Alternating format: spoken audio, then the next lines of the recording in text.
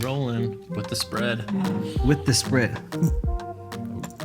Smell test. Yeah, I just had to smell something. I was like, what is that? What's up, everybody? What's going on, Jesse? What up, man? Welcome back to At the Table. I'm really excited about the food we're eating today. We just filmed 5 ramen noodle recipes, and the whole time I'm just like, we gotta hurry up with this video so we can eat it. Just sit down and eat this food and talk. So, you will hear a lot more food noises from me because this is really good. Starting off with one thing that made you happy this past week. Man. This beef and broccoli. That's it. That's good. Really good? Man, so I got to go see that new movie Oppenheimer. Oh, And yeah. I completely nerded out and found the one theater in Dallas that shows it in the full resolution. So there's different, like Christopher Nolan shot it in 70 millimeter film, which is more square than wide from what I understand. Okay. And there are only 13 theaters in the whole country that can project the film in that way. Is it a different type of quality? I wouldn't say quality, it's just a different like resolution. Okay. Is it sharper or something? Like, bring it home for me. From what I read, he filmed it that way because during that time period, the TVs you would have been watching were the square TVs and not the widescreen TVs. All right. So he just kind of wanted you to feel like you were in that time period a little bit more. But before the movie played, so there's no previews. You just walk in, sit down, and a manager at the movie theater comes out with a microphone. He's like, "Hey, everybody, welcome to the showing. We just want to let you know this is the way that Christopher Nolan intended for the film to be watched in its purest form. So there's no previews. The roll of film alone in the back room weighs 600 pounds and takes 5 people to bring in and set up." Because he showed us, he said, it takes 24 frames to make a second of film, and he showed the length of that. And then he's like, this movie's 3 hours long. So it's 600 pounds of film back there. And the projector, there's like a custom-made projector just to hold that spool of film and play it. So it was a pretty dope experience. That is really cool. Yeah. And I'm all for movie makers and celebrities and movie production companies creating an experience inside of the theater for people. Yes. Like, I think that's actually pretty cool. Yeah. Because stuff like that will make people go back to the theater. And I know that they've been trying to do that. But, I mean... That movie felt like one of those just kind of movies. It's shot on film. There's lots of stuff that looks like it's special effects, but it's not. It's all in-camera, practical effects. So it's just kind of that extra, I don't know, level of art in the movie. I love it. And the movie was great, too. The movie was visually wild. It was a little bit different than I expected it to be. I didn't read much about the film, other than just knowing it's essentially about the creation of the atomic bomb. And so it kind of dives into the history of that. Okay. But also the mental torment that Oppenheimer would have been going through, knowing what the future might cause, like how the future is going to be impacted by this technology. Oh, that's the guy that actually created the bomb? Yeah, he was the guy that led the team that created it. So that goes into the history of kind of Germany being the leader of that kind of bomb technology. And then kind of timeline goes as Hitler's rise to power. A lot of the German scientists were not Nazis, so they left and went to America to help Oppenheimer build this bomb. And the history is that, I guess Hitler had no interest in that. He was just interested in the current technology. He wasn't interested Thankfully, right? Yeah, thankfully. And so, yeah, it just makes you think how history would have been different if another country had that technology. Had they stayed over there. Yeah, and it kind of brings into the question of what was it the right decision to drop the bomb? Because in a sense it showed the destruction level, and nobody else has said we need to continue this way of fighting. And so if you look at the state we're in now with stuff, it's kind of like that reminder that, hey, we do not need to escalate things to the point of using this bomb because of how destructive it is, I mean, still like it's still like a radioactive areas, right? Fallout, yeah. Yeah. Wow. Okay. Did you go see Barbie afterwards? I should have, but That's what people were doing, right? I said the movie was 3 hours long, so. Went in when it was sunny, came out when it was dark. Yeah. That sounds like a great nap for me, and not because it's not interesting, but just I can fall asleep really easily. Superpower. Yeah. Oh yeah. It's my superpower. That and sweating. Something random that made me happy this week is I went into REI, which I haven't been in a minute, and I wanted to get a new water bottle because I've really been enjoying the one that I have. It was a gift from Stonyfield. I'm like, man, this is a really good water bottle. Yeah. And uptake in my, been doing my water. So anyway, I go over there and the guy was trying to get me to sign up for some membership. And I completely forgot that I had done all that stuff over there during the triathlon time, during the lockdown. So I spent good money because I'm prepping for 3 sports, buying shoes there, buying bike stuff there, buying the water bottles for the bike. So anyway, so he pulls up my account and I had $100 credit. Let's go. I know, man, that really made my day. I really made my day because there was this cooler that I wanted too that was burnt orange, but I was not going to buy it. And so because of that, I was like, oh, well, I'll definitely buy it now. I will. Yeah. So that was pretty cool. It put a smile on my face, and I just can't wait. I am like one of those persons who will buy stuff for different seasons, and tailgating season right now is It's so coming quick. I'm just waiting for just the temperature outside to be a little bit more tolerable. Seriously, if you're not here in Texas, it's not tolerable right now. It's pretty bad. So. And long and unforgiving. So as soon as that drops, I'm going to be able to go outside and have some fun cooking out. My wife said that there was some projected stat she saw that in the next 30 years, like the average summer temperature in Texas is going to be like 118 or something like that. This is when? How long? Like in 30 years, like with climate change and stuff. I was like, ooh, that's depressing. I know. That's so bad for your kids. We're going to be a desert. Mm-hmm. It'll be like Arizona, New Mexico, and Texas. I wonder what they're going to look like. That'll be They're going to look like the foot fungus commercial with the Lamisil monster. It's all dry. That's going to be Arizona and Nevada. But that's accurate. That's very accurate. Okay. And with that, we're going to jump right into health in the news. I'm really excited about this week because it got a couple just some standout things that I think would be great for like discussion purposes. So last week we went over some of these court cases that were out there. This week is got a little bit of just everything. So one thing I want to talk about since we're here in Texas is Texas stealthily passed like a pro-abortion law in a sense.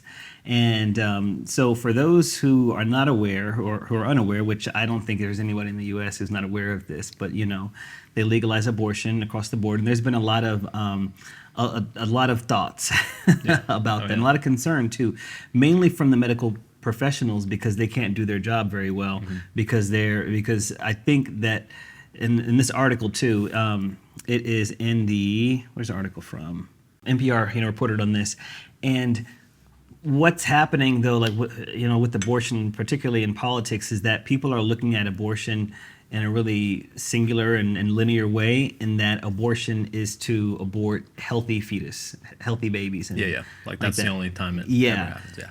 And so because of the laws are crafted as such, then it presents like a huge issue, an ethical dilemma too for medical professionals, because you have these women coming in with some life-threatening issues, potentially life-threatening issues, but the doctors are really scared to do anything. They can be fined up to $100,000. They can lose their medical license.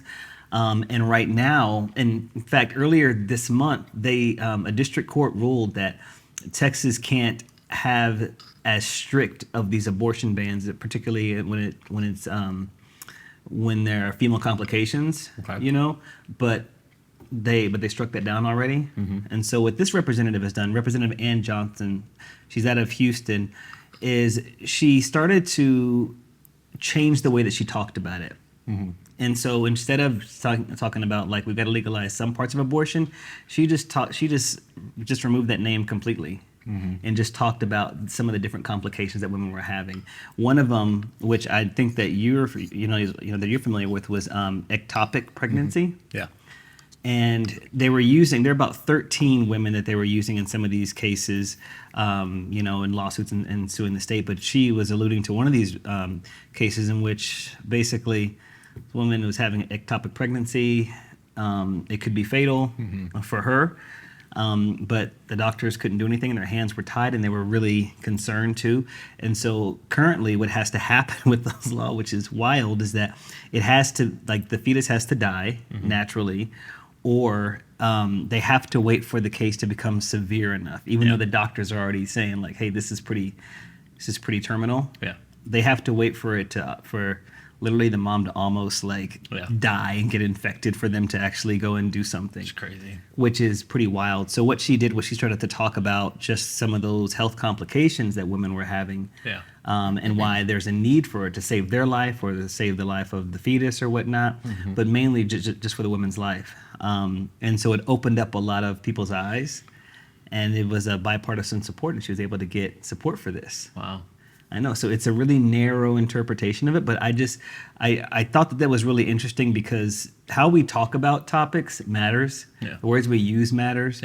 And I just thought this was just a brilliant way. Like if people are so caught up on just that word and the idea of what abortion is, they just think people are out there maybe like aborting healthy babies and stuff.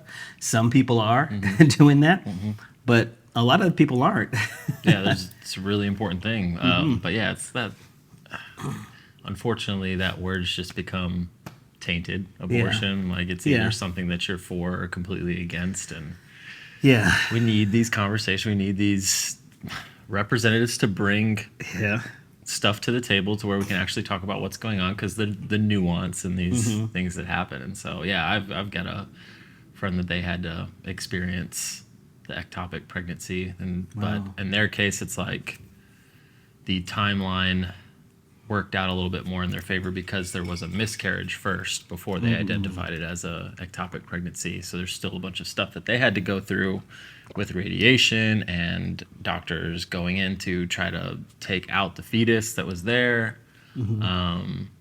because you can't just leave a dead baby, in a sense, inside there, because things are going to get infected. You never know what complications, and mom's health could be in jeopardy at that point. So it's a really heavy thing. It's a bummer. But to think that if she was just declared ectopic and that my friends would have had to go travel to another state and try to figure out how to make this work sounds to save her life, like one of the most traumatic experiences to go through. And that's what's happened with a lot of women. And so I think that she's able to, Representative Johnson was able to like present that in those ways without mentioning the word abortion, and people were here for it, which is wild to me as well. That like this is a medical issue. I feel like a lot of these things are, and whether it doesn't really matter what side of the spectrum you're on in terms of like pro-life or pro-choice and whatnot, that's your own personal thing. But I do think that it raises this question. This is the second time, maybe this big time, I feel like, where politicians are calling the shots for medical treatments and not medical doctors, and we're not listening to science. We're not looking at those things to inform policy.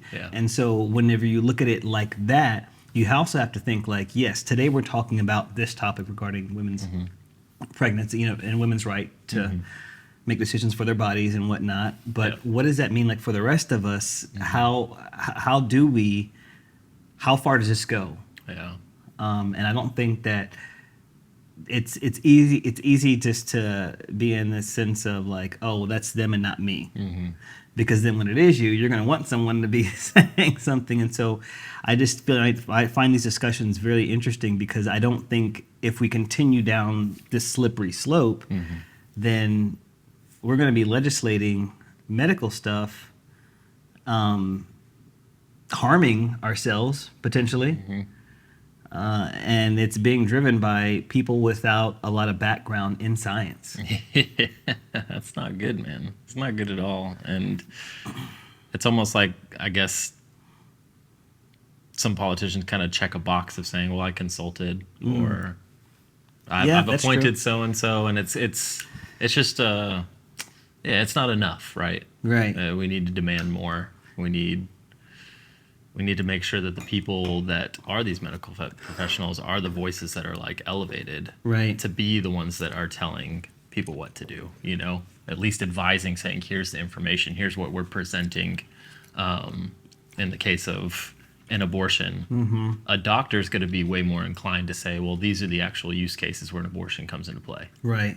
They're not just going to say it's either kill a baby or don't kill a baby. Right. They're gonna give you the grocery list of all the ways it is used to help save a mom's life. It's just so much stuff. Like even myself right now, thinking about like what kind of abortions are there outside of just say the most extreme, like a late term abortion. I know there's different stages that you can abort a baby. Yeah. I know there are times that it could threaten a mother's life that it needs to be, but other than that, other than having a friend who had an ectopic pregnancy, I don't know. Yeah. And that there is an indicator like, not that much information out there outside of just the black and white abortion or not abortion. And this is pretty much what this article was kind of saying, that like it is a little bit too black and white for something that is a really gray issue. Yeah.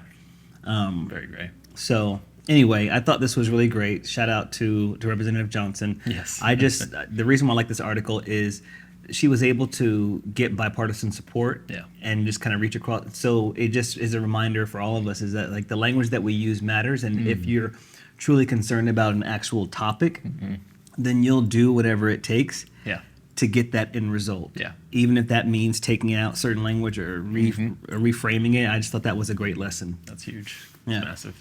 All right. On to something a little bit funnier. Have you heard of something called parasocial relationships? Parasocial PSRs? Yeah, no. Okay. Well, there's this wonderful article in Huffington Post, and they just put me on to this too.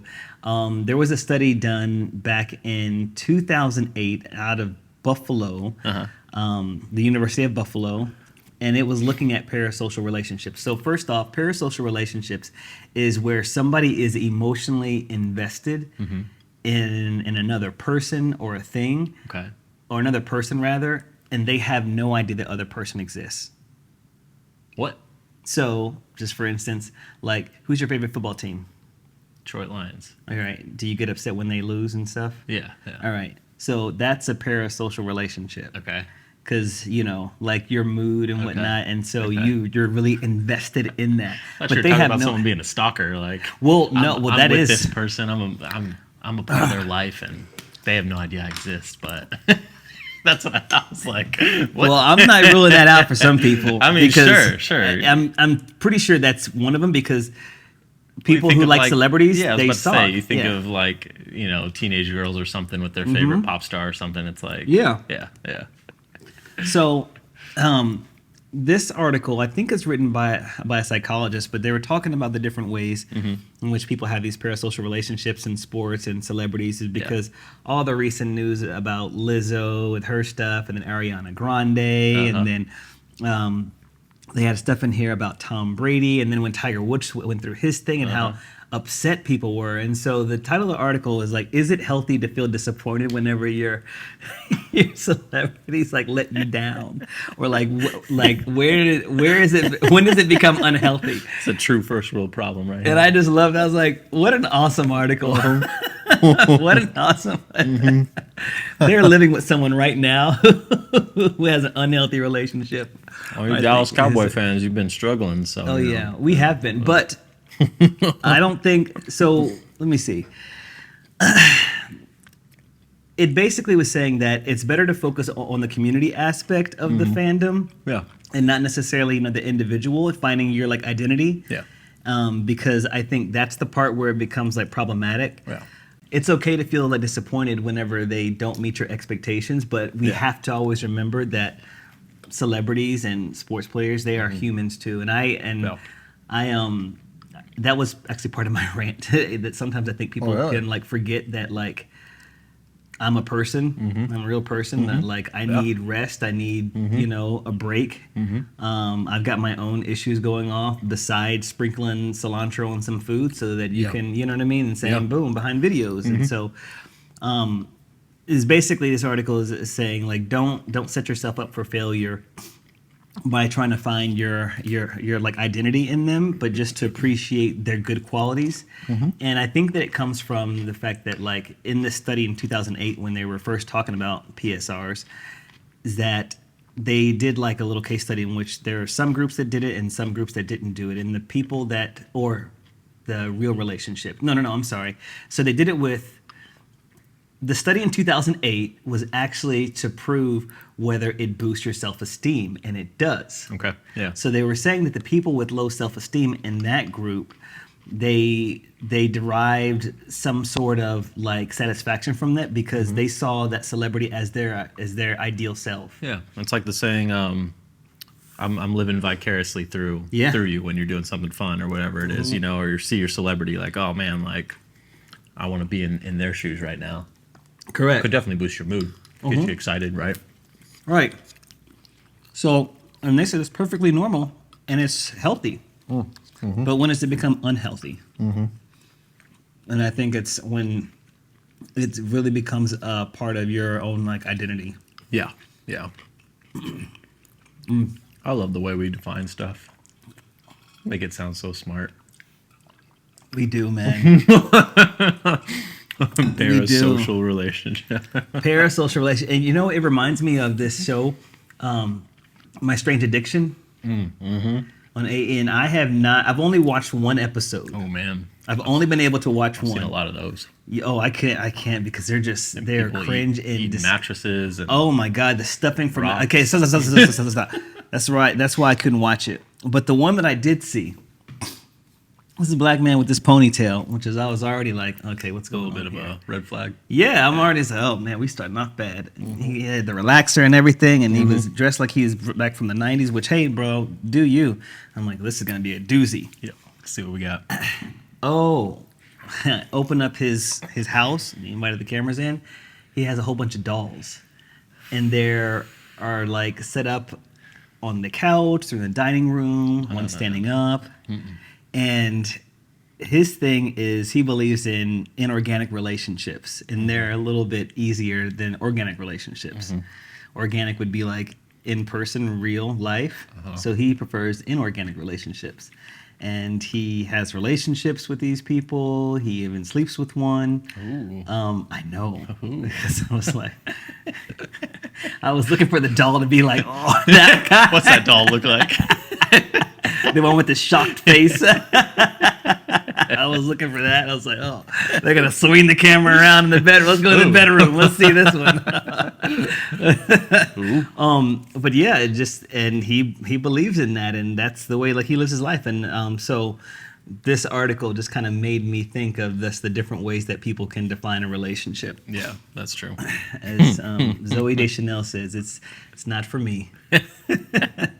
Or my grandmama says, oh, that's nice, baby. Don't do mine like that. Don't do mine like that. Okay. Funny article coming out of New York Times about like a few days ago. It said middle-aged adults are binge drinking and using marijuana at record levels. And this was a study that was commissioned out of the NIH, and they were just trying to find out how they were trying to track drug use and alcohol use and abuse over the years. And in my demographic group, we've seen like the largest spikes right now in alcohol use and in marijuana use. Whereas a little bit older, 50, I think to older, 50 and older, there's a decline in both of those things. Okay. And there's a larger percentage of people who've never even done it. Yeah. And so it's going to be interesting how they're going to track it now with the new generation. Yeah. And so you're inclined to think, oh, just because we're stressed out, stuff like that. Legalized as well, maybe? Yeah. And so basically they just ended up like that. It just says that substance abuse behavior is heavily influenced by the culture of the generation. Yeah.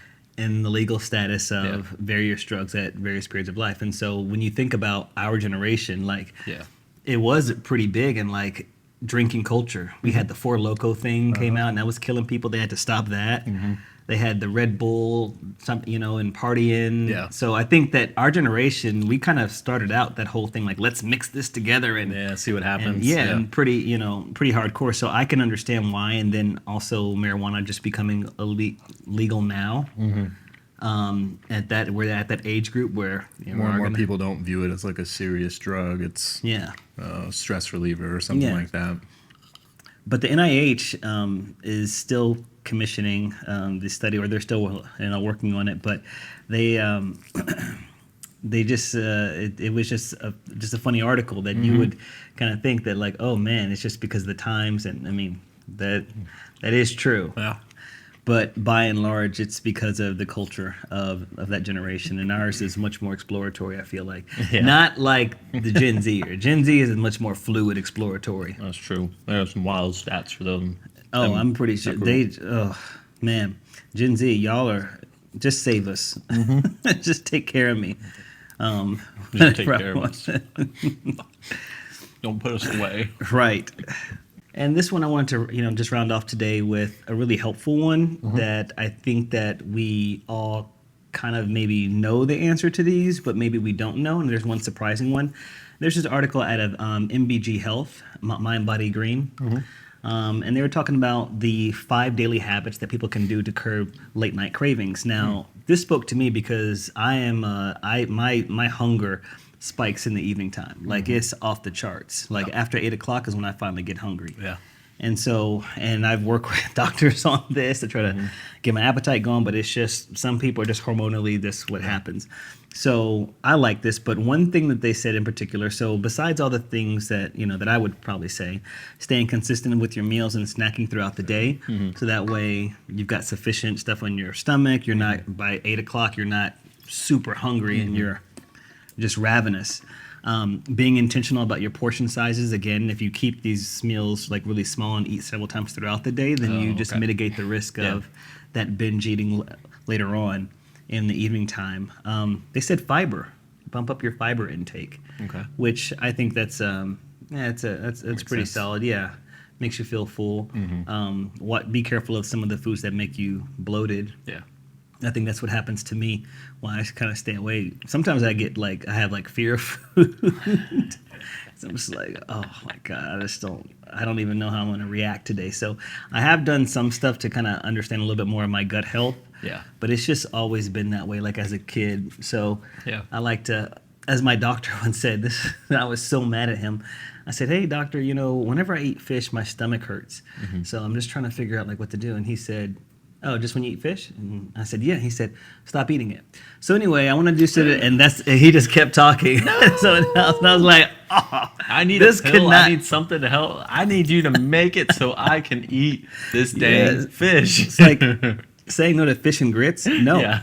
Are you kidding me? Fix it. But some of that is actually true practical advice. You just have to stay away from certain foods that just don't agree with you. I think before, when Abby and I were dating, we never really we'd have the occasional late night meal or something like that because we're hanging out late. But we always just say that ever since we've had kids that you go all day long, that for us, it's by the time you get to 8, 9 o'clock, you're actually kind of settling down. Oh, yeah. And you're actually paying attention to your body that it's hungry, So for us, it's a little bit different. Then we're and here we are making all these random snacks and eating random food and all sorts of stuff. Because we're sitting there living it up. We finally made it to the couch. Got a nice show on. We're chilling. Oh, yeah. That's the best time. That's like, you know what? I'm going to give me that little bowl of ice cream real quick. Let me go ahead and do that. Oh, yeah. Yeah. That makes a lot of sense. Yeah.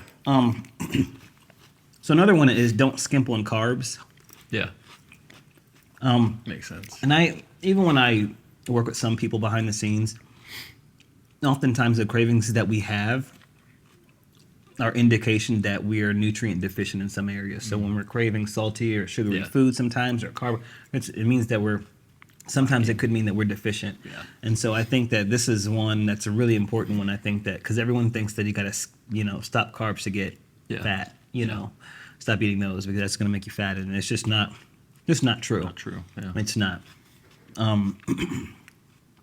So, and then for those who are wanting to add some more carbs to the diet, I definitely would recommend some complex carbohydrates. So those are going to be like your brown rice, your quinoa. Complex carbohydrates basically are slower digesting. Yeah. So they're and they're usually high in fiber too. So since they're slower digesting, it's going to keep you full a little bit longer.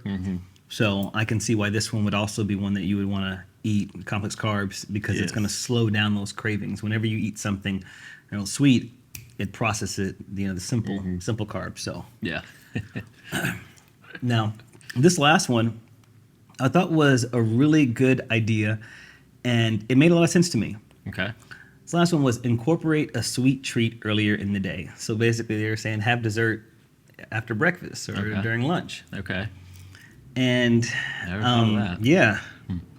And what it does is you'll help to satisfy that need until your next meal and satisfy whatever that is. And so if you already had it, which is true for me, like if after I have my sweet treat, my little piece of chocolate after I eat, I'm like, I'm good. Yeah. Stop it. So I wonder if I can just do that earlier on in the day. Okay. And I also think, at least for me, whenever I eat stuff like after a meal, it kills my appetite. Really? Yeah. Like the sweet thing. Yeah, the sweet helps, thing. yeah. Like I'm just like done after that. Finishes the meal. It's done. And I'm not hungry. Satiated. Yeah. So I think for me that would actually work pretty well. Okay. So That's clever. I thought this was a pretty good article. It's on mindbodygreen.com, and the title of it was and the title of it is These 5 Daily Habits Can Help Curb Late Night Cravings. It's by Molly Knudsen. She is a registered dietitian, and she's got a master in science. Wait, is it MS? Something like that, y'all. Why couldn't God just create us so it'd be okay for us to eat late at night like that, What is he torturing us? Exactly. So you eat 3 squares of meal during the day. Yeah. Stop at a certain time. It's really going to mess you up. That's all I want, God. Darn Ozempic. Just give me, just lay your hands on me when I go to the altar. That's right. I saw that one video too on Instagram. I'm not sure if y'all seen it, but they were at this Christian revival, and the pastor was praying, and I think it was in Nigeria. Thinking it was, and the pastor, this woman, her stomach was sticking out. Hold.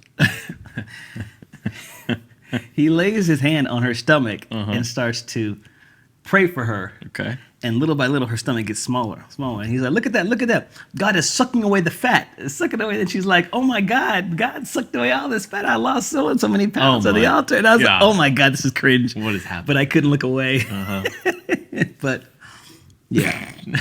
If that could really happen, please, man, let me tell you what, there'd be so many fit people walking around. Everybody would be Christian. Everybody would be Christian. On Sunday, I need to lose another 10 pounds.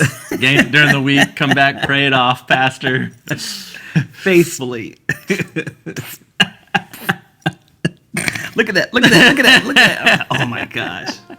What a miracle. Too funny. What a miracle. Okay. That's good. Well, that is it for Health in the News. Yeah.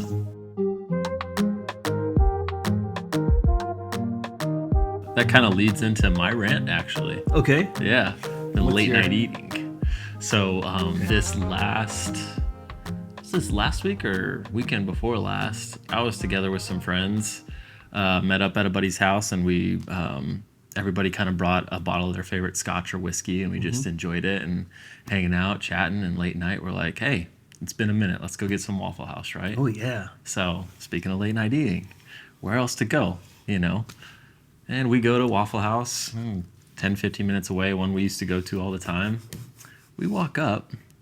It is 12:30 a.m., sorry. Yeah, okay. And the dining room is closed. At Waffle House? At Waffle House.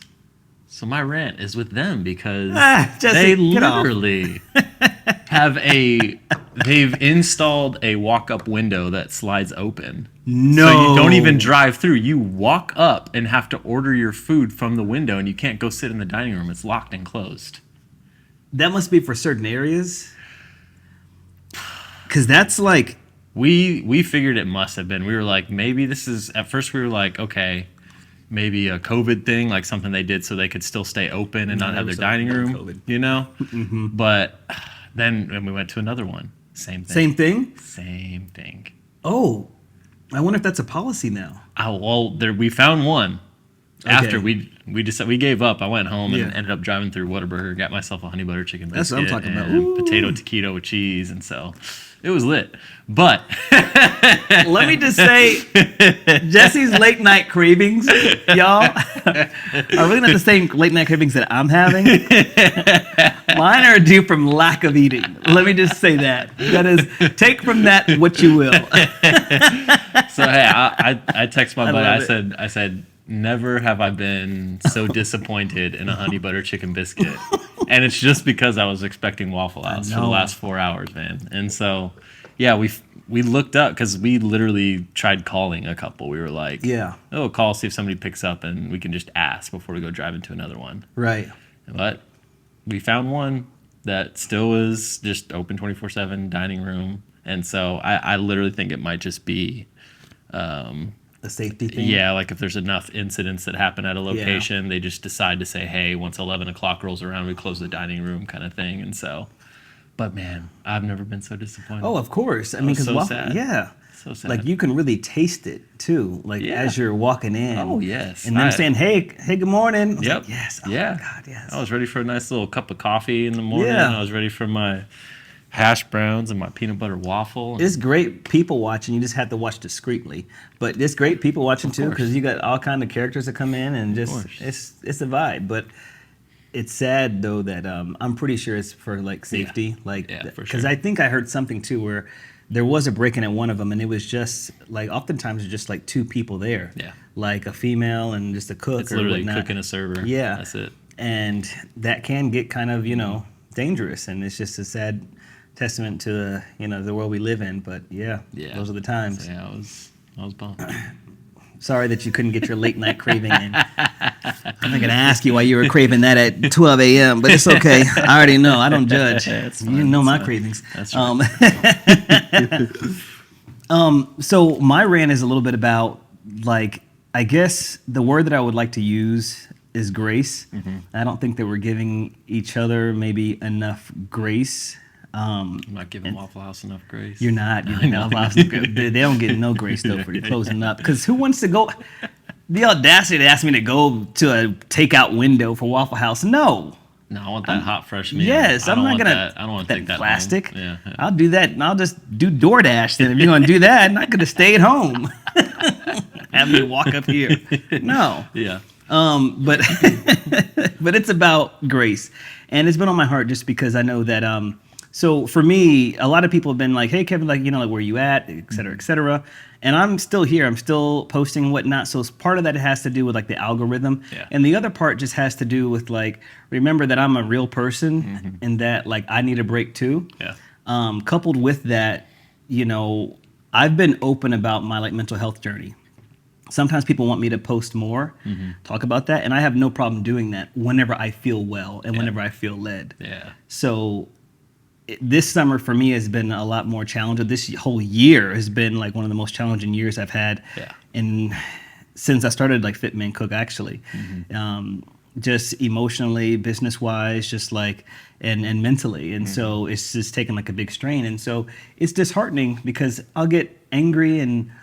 Not even, I wouldn't say angry, but rude messages from people, just emails, just out of nowhere. Yeah. You need to remember where you came from. Don't think that you're just so high and mighty and popular that you don't have to post anymore.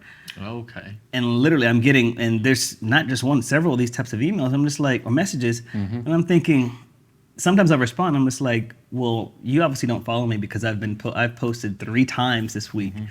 And one person I did say that, and he's like, oh, okay, I'm sorry, my bad. No. Why do you think it's okay for you to go into someone's DM, and use them as a punching bag because you're not feeling well? Yeah. Because whatever you have going on in your life, and yes, I am absolutely insinuating the fact that if you're doing that kind of stuff, you've got something else going on in your life. That what what you have right now is not that interesting because I'm not thinking about what anyone else is doing except for what's due right now on my plate and just trying to get through. Also, if they're sending you a DM, they're going to your profile, not scrolling down to see anything that you posted, just going right to message you and say some BS. It's pretty whack, right? Yeah. And so I just wanted to say that publicly, just like, remember that people on social media are real people too and need a break. About my mental health journey, like the summertime is my hardest year. Yeah. It's my toughest year. So imagine people who get really, really, really down, the blues and whatnot during the wintertime, and you got to shake them to get them going and all that kind of stuff, and you're really worried about them. Yeah. That's me right now. Yeah. But you don't know that because you get, hey, guys, what's going on? Because I have to keep on going. I have to keep the lights on. Yep. I have to keep posting. And so I'm asking for grace just from people, but also just from social media platforms to give people a break. And I know that there is a lot more like manipulation. We've talked about this before, but there's a lot more manipulation with that algorithm than people actually really know goes on. I can prove a lot of things too now. And it just sucks that, like, as much as some of these platforms say that they are protecting creator health and helping out with that, they actually don't. That is just, they do the exact opposite of that, actually.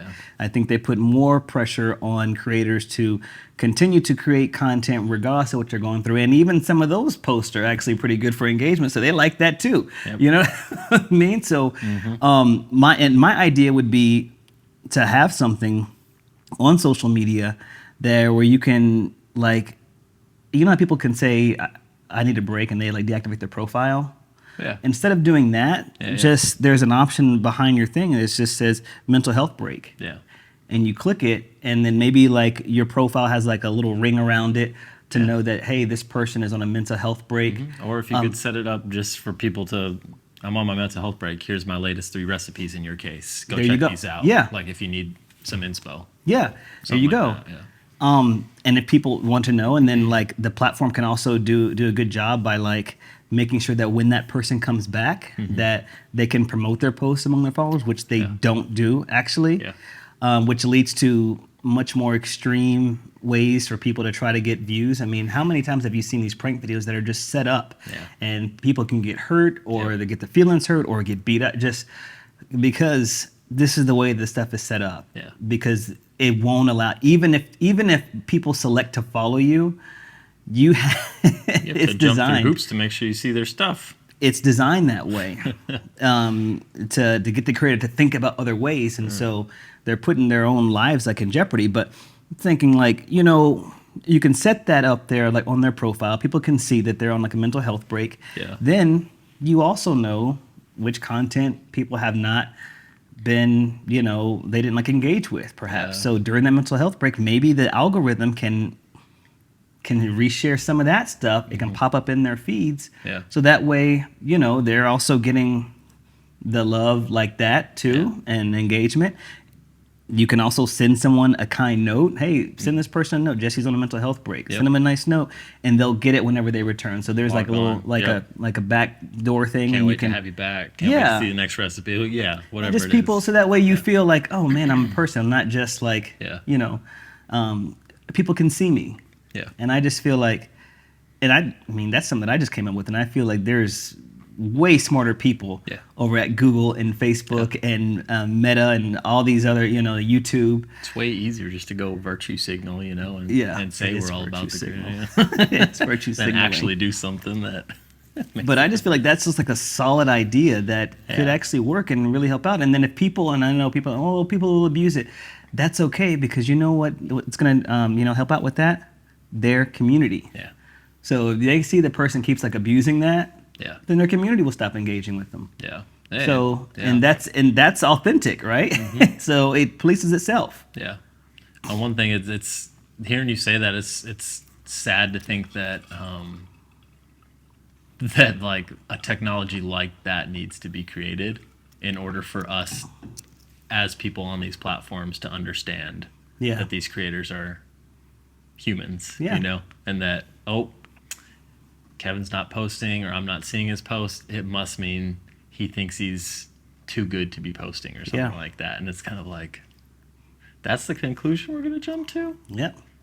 And now we're having to have a conversation around a way for these platforms to properly make it okay for someone to not post or for someone to take a couple days. Yeah. Yeah, it's quite the machine we've created when it comes to social media, but then also how we interact with it and how we treat these people. But yeah, it's and how it is for you're like not a punching bag, you know? Yeah. No, and I think that's the main point. I don't think people get that. People aren't punching bags. And it's not just like the creator with, a huge profile. It's everyone. It's your neighbor, it's your friend. We all need a break from those things, and we could use that, especially youth. They need, like a break and just to be grounded in whatever they're doing, whatever like they're processing. And it's just mainly for people that have to use this for like a business purpose. Yeah. Oh yeah. Because you have that like burden, and of course, you have to. Just like if you're watching the news. Yep. And the anchors go away, they'll have people to kind of, like fill in for them, but at least they get their break, right? Yeah. At least they can go and do that and they announce it and whatnot, so the show can go on. Yeah. This, in social media, it's a little bit different. It's a little bit harder to go ahead and do that. And, all right, well, Kevin, why don't you just share your vacation? Because I don't want to share anything. Yeah, I'd like to keep that to myself. I just don't want to know. And it's not even, it's a secret. I just don't feel like sharing every single meal I eat or where I am. It's just, can I just have a break just to enjoy this moment without broadcasting it? Yep. And so the next time you see people, a social media influencer, maybe they're not posting as much or you don't see their content, first off, go and check and see if the algorithm is doing that. Yes. To them, like their stuff, put on notifications. It goes a long way. You have no idea what, how that makes creators feel. Yeah. It makes them, like feel validated and that their content, that their message actually matters. But also just like give each other a lot more grace. Yeah. And realize that we're all human, we're all going through it, and what I mean by it is this thing called life. Yep. So, yeah, that was on my heart this week that I really wanted to share. Yeah, thanks for sharing. Thank you, man. I appreciate that.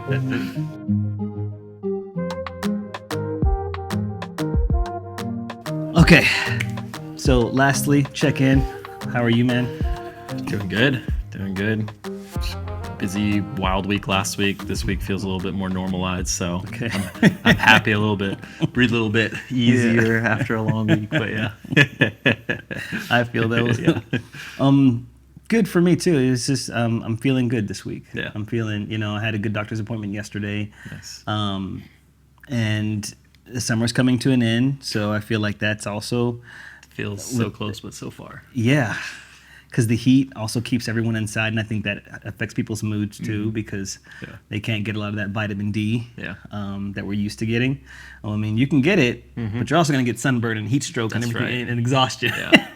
The pool has run its course. Yes, I'm like, there are people be in that pool too. I'm like, yo, this pool has got to be boiling. Yeah, it's got to nice be bath water. It's like, who wants to swim in bath water? Exactly. Yeah. But yeah, I'm coming out of the summertime, and so I'm excited to get into the fall, which is my favorite time of year. So I look forward to this, to the fall. It's not only because the mood stuff, but also just it's hoodie weather, it's college football weather, it's grilling out, it's that smell of grilled foods in the cold fall air. It's just oh my gosh. Yeah, I feel like as a business owner, it's like things kind of ease a little bit too, because holidays, so people you're in correspondence with are also on vacation, so it's that kind of that's true.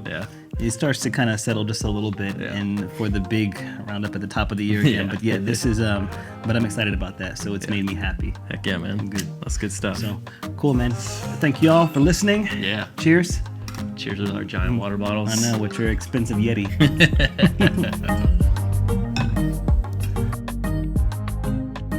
Thank you for listening to At the Table. Remember, you can catch up and watch full episodes on YouTube on the Fit Men Cook channel.